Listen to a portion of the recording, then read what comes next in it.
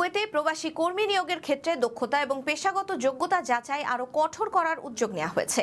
দেশটির public authority for man power স্বরাষ্ট্র মন্ত্রণালয়ের সহযোগিতায় সৌদি আরবের প্রতিষ্ঠান তাকামল হোল্ডিং এর সঙ্গে শ্রমবাজার সংক্রান্ত একটি সমঝোতা স্মারকে সই করেছে।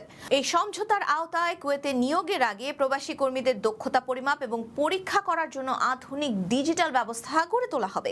ম্যান পাওয়ার কর্তৃপক্ষের পরিচালক রাবাব আল ওসাইমি জানিয়েছেন, শ্রমবাজারের প্রকৃত চাহিদা অনুযায়ী কর্মী বাছাই করাই এই উদ্যোগের অন্যতম প্রধান লক্ষ্য।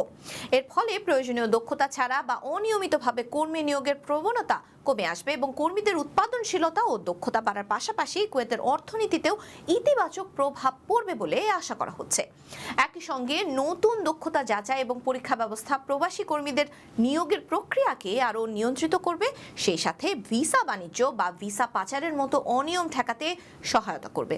এই উদ্যোগের মাধ্যমে নিয়োগের আগে কর্মীদের সেই দক্ষতা রয়েছে কিনা তা যাচাই করা হবে। ফলে ভবিষ্যতে যারা বাংলাদেশ থেকে কুয়েত যেতে চান তাদের তাকামলের দক্ষতা সার্টিফিকেট প্রয়োজন হতে পারে।